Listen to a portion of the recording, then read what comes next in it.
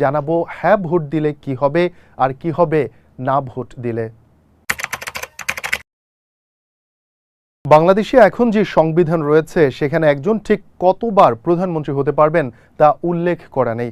ফলে একজন প্রধানমন্ত্রী যত খুশি ততবার দায়িত্ব পালন করতে পারেন। এতে স্বৈরাচারী হয়ে ওঠার প্রবল সম্ভাবনা তৈরি হয়। যেমন 2008 সালে নির্বাচিত হওয়ার পর প্রধানমন্ত্রী হিসেবে পরপর 4 বার শপথ নিয়েছিলেন ক্ষমতাচ্যুত শেখ হাসিনা। তবে জুলাই সনদে বলা হয়েছে এক ব্যক্তি 2 মেয়াদের বেশি প্রধানমন্ত্রী হতে পারবেন না। যদি হ্যাঁ ভোট জিতে যায় তাহলে এই নিয়ম চালু হবে। বর্তমানে যে সংবিধান সেখানে প্রধানমন্ত্রী একাধিক পদে থাকতে পারেন। সাধারণত প্রধানমন্ত্রীর গুরুত্বপূর্ণ দায়িত্ব ছাড়াও প্রতিরক্ষা, জ্বালানি ও খনিজ সহ একাধিক মন্ত্রণালয়ের দায়িত্বটাও থাকে তার অধীনে। এতে সময় কম দিতে পারেন তিনি, যা উন্নয়নকে বাধাগ্রস্ত করে। হ্যাঁ ভোটের পক্ষে রায় এলে আর একাধিক পদে থাকতে পারবেন না প্রধানমন্ত্রী। যদিও এই বিষয়ে নোট অফ ডিসেন্ট বা ভিন্ন মত জানিয়েছিল বিএনপি সহ 5 রাজনৈতিক দল। বর্তমানে জরুরি অবস্থা জারি হয় প্রধানমন্ত্রীর স্বাক্ষরে। এতে মৌলিক অধিকার স্থগিত হয়। সনদের নতুন যে প্রস্তাবনা আনা হয়েছে তাতে বলা হয়েছে জরুরি অবস্থা জারি করতে হলে মন্ত্রিসভার অনুমোদন দরকার হবে। সেই সভায় বিরোধী দলীয় নেতা বা উপনেতাকেও উপস্থিত থাকতে হবে।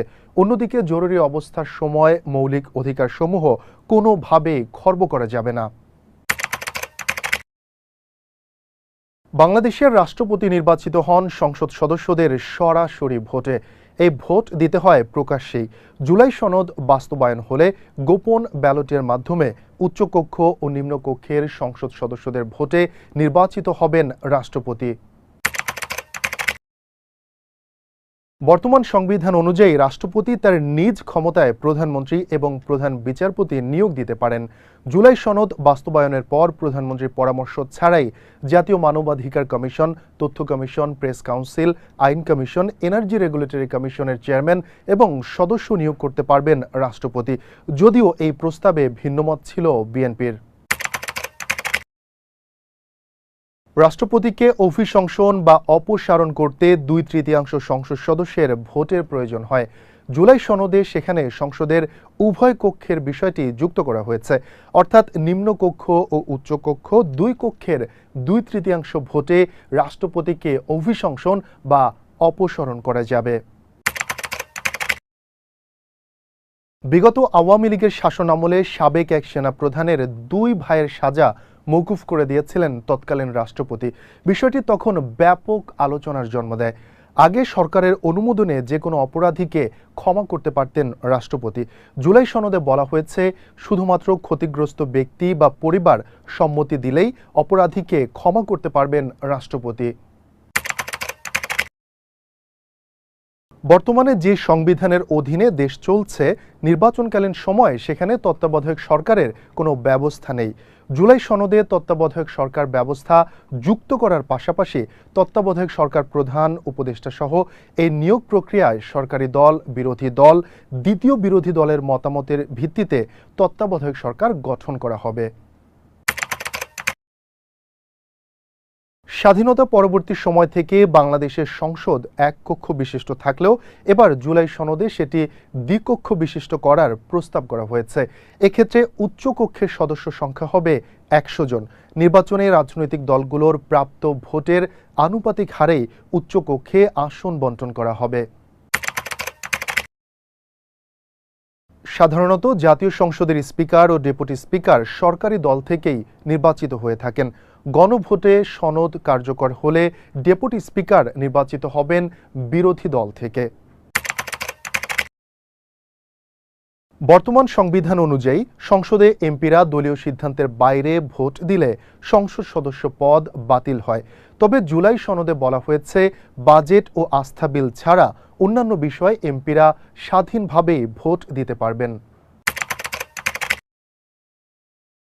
এতদিন বিদেশের সঙ্গে সরকারের কোনো চুক্তি করতে হলে সংসদের অনুমোদন প্রয়োজন হতো না।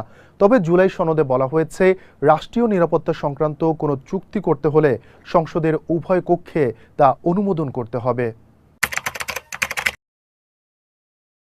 সংসদীয় আসনের সীমানা নির্ধারণে এতদিন নির্বাচন কমিশনের একক কর্তৃত্ব থাকলেও গণভোটে জুলাই সনদ পাশ হলে একক কর্তৃত্ব হারাবে ইসি।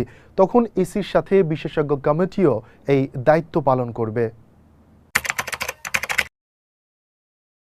আগে বিভিন্ন নির্বাচন কমিশন গঠনে সার্চ কমিটি থাকলেও এর নিয়ন্ত্রণটা ছিল পুরোপুরি প্রধানমন্ত্রীর হাতে। জুলাই সনদে বলা হয়েছে, স্পিকারের সভাপতিত্বে বিরোধী দল থেকে নির্বাচিত ডেপুটি স্পিকার, প্রধানমন্ত্রী, বিরোধী দলীয় নেতা এবং আপিল বিভাগের বিচারপতির সমন্বয়ে গঠিত কমিটির মাধ্যমে নির্বাচন কমিশন গঠিত হবে। দেশের জাতীয় সংসদে বর্তমানে নারীদের সংরক্ষিত আসন রয়েছে 50টি। এটি বাড়ানোর কোনো কথা বলা নেই বিদ্যমান সংবিধানে। সেটি ক্রমান্বয়ে 100তে উন্নীত করার প্রস্তাব করা হয়েছে জুলাই জাতীয় সনদে। বাংলাদেশে বর্তমানে সংবিধানে বাংলা ছাড়া অন্য কোনো ভাষারই স্বীকৃতি নেই। গণভোটে হ্যাঁ জয়যুক্ত হলে রাষ্ট্রভাষা হবে বাংলা। অন্য সব মাতৃভাষা যেমন চাকমা, মারমা ও গারো ভাষাকেও দেয়া হবে রাষ্ট্রীয় স্বীকৃতি। বাংলাদেশে বাঙালিদের পাশাপাশি শতাব্দীর পর শতাব্দী ধরে বসবাস করে আসছেন আদিবাসী বা ক্ষুদ্র নৃগোষ্ঠীর লোকজন। জাতিতে তারা বাঙালি নন, তাদের রয়েছে নিজস্ব ভাষা, পৃথক সংস্কৃতিও। কিন্তু দুর্ভাগ্যজনক হলেও সত্য যে তাদেরও পরিচয় দিতে হচ্ছে বাঙালি হিসেবে। এতে তাদের জাতিসত্তাকে অস্বীকার করা হচ্ছে। জুলাই সনদ বাস্তবায়ন হলে সবার জাতীয়তাই হবে বাংলাদেশি। বাংলাদেশে বর্তমানে যে সংবিধান রয়েছে সেই সংবিধান বলছে, যদি সংবিধান পরিবর্তন করতে হয় তাহলে প্রয়োজন হবে সংসদ সদস্যদের 2/3 মতামত। এক্ষেত্রে গণভোটের কোনো প্রয়োজন নেই। কিন্তু জুলাই সনদে বলা হয়েছে, সংবিধান সংশোধে সংসদের নিম্নকক্ষের 2/3 সাথে উচ্চকক্ষের সংখ্যাগরিষ্ঠতা প্রয়োজন। অন্যদিকে তত্ত্বাবধায়ক সরকার যদি সংবিধান থেকে বাতিল করতে হয় তাহলে আয়োজন করতে হবে গণভোটের। বাঙালি জাতীয়তাবাদ, গণতন্ত্র, সমাজতন্ত্র ও ধর্মনিরপেক্ষতাবাদ বর্তমানে সংবিধানের মূলনীতি। তবে গণভোটে জুলাই সনদ বাস্তবায়ন হলে সংবিধানের মূলনীতি হবে সাম্য, মানবিকতা, মর্যাদা, সামাজিক ন্যায় বিচার, ধর্মীয় স্বাধীনতা এবং সম্প্রীতি। বাংলাদেশের বর্তমান সংবিধানে ধর্মনিরপেক্ষতা ও ধর্মীয় স্বাধীনতার কথা বলা হয়েছে।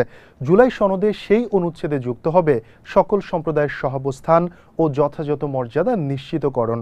ফলে সংবিধান থেকে উঠে যাবে বহুল আলোচিত সমালোচিত মূলনীতি ধর্মনিরপেক্ষতা। বাংলাদেশের সংবিধানে বর্তমানে 22টি মৌলিক অধিকার রয়েছে। তবে জুলাই সনদে যুক্ত করা হয়েছে নিরবিচ্ছিন্ন ইন্টারনেট ও ব্যক্তিগত তথ্যের সুরক্ষার বিষয়টি। ফলে নতুন কোনো সরকার আন্দোলন দমন বা ভিন্নমতকে দমিয়ে রাখতে ইন্টারনেট বন্ধ বা গতি কমিয়ে দিতে পারবে না। যদি কোনো সরকার এটা করে তাহলে সরকার সরাসরি সংবিধান লঙ্ঘন করবে। তবে 12 ফেব্রুয়ারি গণভোটের প্রশ্নে এসবের কিছুই উল্লেখ করা থাকবে না। সেখানে মাত্র ছোট ছোট 4টি পয়েন্ট উল্লেখ করে ভোটারদের কাছ থেকে হ্যাঁ অথবা না ভোট গ্রহণ করা হবে।